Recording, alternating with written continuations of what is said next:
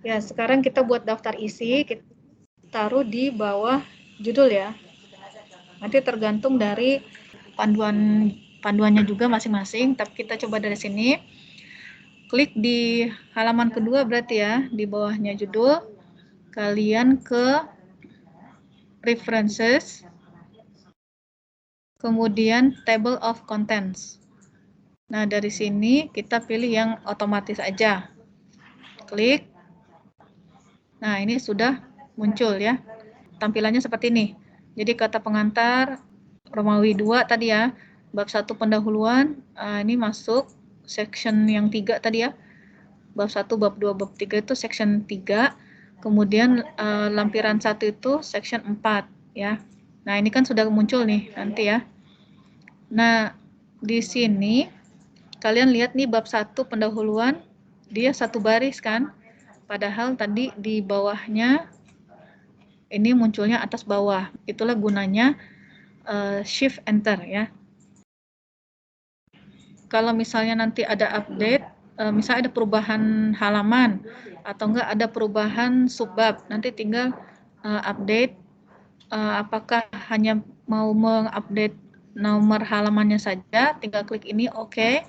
Kalau mau mengupdate semuanya, misalnya subbabnya, heading babnya, subbabnya, headingsnya gitu ya, tinggal klik yang ini kemudian oke ya. Nah, seperti itu. Ini saya lihat kan kalau misalnya ada ini misalnya karena di sini heading 2, kemudian ini masuk terikut juga heading 2 ya. Heading 2. Nih saya lihat kan begitu masuk nanti di entire table.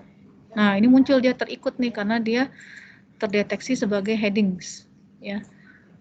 Nah, berarti kita normalkan saja. Ini normalkan ya. Ke normal. Ya. Kalau kita lihat lagi update table, entire table. Nah, sudah hilang ya karena dia sudah tidak terdeteksi sebagai headings ya.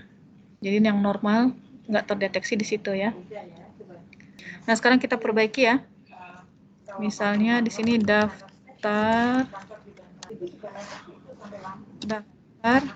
isi ya. Ya. Warna hitam 12 dan Times New Roman. Oke, ini daftar isi. Nah, sekarang kita akan membuat tabel. Ya, daftar tabel. Nah, ini. Misalnya kita ada tabel di sini. Silakan menulis dulu tabel 1 tentang demografi perawat. Misalnya kita insert tabel perawat sini ya, misalnya ceritanya aja ya. Nah, ini kita mau membuat tabel secara otomatis nanti muncul di daftar isi ya. Jadi gini, pertama kita ke references, kemudian di sini ada insert caption. Silakan diklik. Nah, ini sudah ada figure ya. Figure tuh bisa macam-macam, ada diagram, ada gambar, tabel ya. Biasanya defaultnya cuma ada beberapa. Kayak ini sebetulnya defaultnya ada table, tapi saya sudah pernah menambahkan tabel. Coba saya delete dulu ya. Nah, misalnya saya sudah delete tadi ya, jadi belum pernah ada nih tabel ya. Karena sini tabel bukan bahasa Inggris ya.